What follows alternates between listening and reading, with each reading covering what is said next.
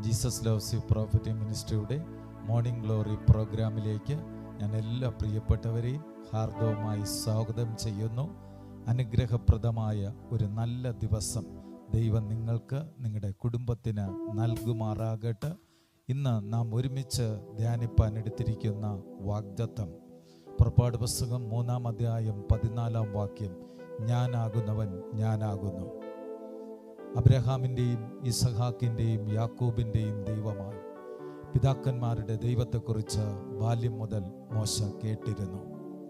ദൈവം അബ്രഹാമിനോട് അരുളി ചെയ്തത് പ്രകാരം കനാനിലേക്ക് നയിച്ചതും അവിടെ നിന്ന് യോസഫിനോടും യാക്കോബിനെയും മിസ്രൈമിലേക്ക് കൊണ്ടുവന്നതും മോശയ്ക്ക് അറിയാമായിരുന്നു.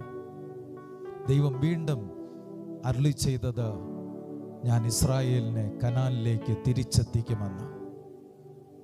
മോശയ്ക്ക് ആ യോസഫിൻ്റെ വാക്കുകൾ അന്യമായിരുന്നില്ല. തന്നോട് സംസാരിക്കുന്ന ദൈവം ആ ദൈവം തന്നെയാണോ എന്നാണ് മോശയ്ക്ക് തിരിച്ചറിയേണ്ടത്. ദൈവം തൻ്റെ നാമത്തെ മോശയ്ക്ക് വെളിപ്പെടുത്തി, ഞാനാകുന്നവൻ ഞാനാകുന്നു. നിങ്ങളുടെ സാഹചര്യം എന്തായിരുന്നാലും ഞാൻ അതിൻ്റെ നടുവിലുണ്ട്, പരിഹരിക്കാൻ ശക്തനുമാണ് എന്നാണ് ദൈവം മോശയോട് അരുളി ചെയ്തത്. പുറപ്പാട് പുസ്തകം 3-ാം അധ്യായം അതിൻ്റെ 12-13 വാക്യങ്ങൾ നമ്മൾ വായിക്കുമ്പോൾ 3 കാര്യങ്ങളുടെ ബന്ധത്തിലാണ് ദൈവം തൻ്റെ സാന്നിധ്യത്തെ അറിയിക്കുന്നത്. മോശയും ദൈവവും തമ്മിലുള്ള ബന്ധം, മോശയും ഇസ്രായേലും തമ്മിലുള്ള ബന്ധം, മോശയും മിസ്രൈമും തമ്മിലുള്ള ബന്ധം.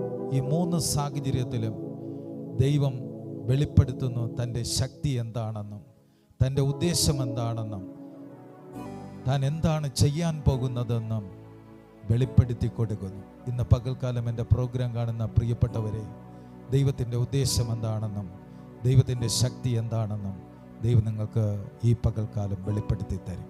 God bless you. Have A nice day.